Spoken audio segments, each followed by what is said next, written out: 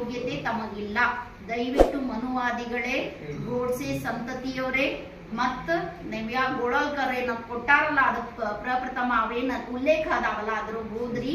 ಸ್ತ್ರೀಯಂ ಅಧಿಕಾರಕ್ಕೆ ಅರ್ಹಳ ನ ಸ್ತ್ರೀ ಅಧಿಕಾರಂ ಅರ್ಹತಿ ಅಂತಂದ್ ಹೇಳಿ ಏನ್ ಹೇಳಾರಲ್ಲ ಅದನ್ನ ದಯವಿಟ್ಟು ನೋಡ್ಕೋರಿ. ಯಾವುದೇ ಸ್ತ್ರೀ ಅಧಿಕಾರಕ್ಕೆ ಅರ್ಹಳಲ್ಲ, ನ ಸ್ತ್ರೀ ಅಧಿಕಾರಂ ಅರ್ಹತಿ ಅಂತಂದ್ ಹೇಳಿ ಏನ್ ಹೇಳಾರಲ್ಲ.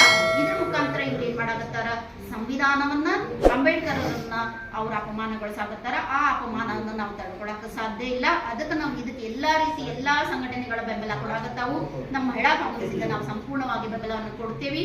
ಬೆಳಗ್ಗೆ 6 ರಿಂದ ಸಾಯಂಕಾಲ 6 ಗಂಟೆ ಮಟ್ಟ ಇರ್ತೀವಿ. ತಮ್ಮ ಯಾವುದೇ ಗೊಡ್ಡು ಬೆದರಿಕೆಗೆ, ತಾವು ಯಾವುದೇ ಸುಳ್ಳು ಕೇಸು ನಾವ್ ಯಾವತ್ತೂ ಹೆದರುದು ಇಲ್ಲ ಅಂತಂದ ಈ ಮುಖಾಂತರ ನಾನು ಗೋಡ್ಸೆ ಸಂತತಿಯವ್ರಿಗೆ ಈ ಎಚ್ಚರಿಕೆಯನ್ನ ಕೊಡಾಕ್ ಬಯಸ್ತೀನಿ. ಅವ್ರೇನು ಮುಂದೆ ಮಾಡ್ತೀನಂತ ಅದಕ್ಕೂ ಸರಿಯಾಗಿ ನಾವು ಕಾಲಕ್ಕೆ ತಕ್ಕಂಗ ಉತ್ತರನ ಕೊಡ್ತೀವಿ.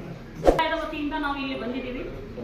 ಇವತ್ತು ನಾವು ಬಂದು ಇಲ್ಲಿ ಕುಂತೇನಿ ಅಂತ ಹೇಳಿ ಅಂದ್ರ ಅದಕ್ಕೆ ಡಾಕ್ಟರ್ ಬಾಬಾ ಸಾಹೇಬ್ ಅಂಬೇಡ್ಕರ್ ಅವರ ಒಂದು ಕೊಡುಗೆ ಅಂತ ನಾನು ಹೇಳಕ್ ಇಷ್ಟಪಡ್ತೀನಿ. ಯಾಕಂತಂದ್ರ ಎಲ್ಲಾರ್ಗೂ ಗೊತ್ತಿದ್ದಂಗ ಸ್ವಾತಂತ್ರ್ಯ ಪೂರ್ವದಲ್ಲಿ ಹೆಣ್ಣು ಮಕ್ಕಳು ಅಂತಂದ್ರ ಅವಳ ಒಂದು ಅಡಿಗೆ ಮನೆಗೆ ಒಂದು ಸೀಮಿತ, ಅವಳನ್ನು ಹೊರಗೆ ತರಬಾರ್ದು.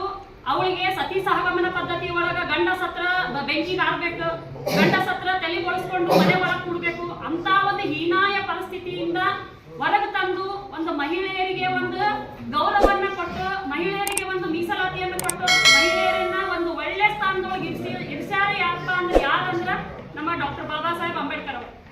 ಯಾಕಂತಂದ್ರ ನಾವು ಯಾವತ್ತೂ ಅವರಿಗೆ ಮರೆಯಂಗಿಲ್ಲ. ನಾವು ಹೇಳ್ತಾ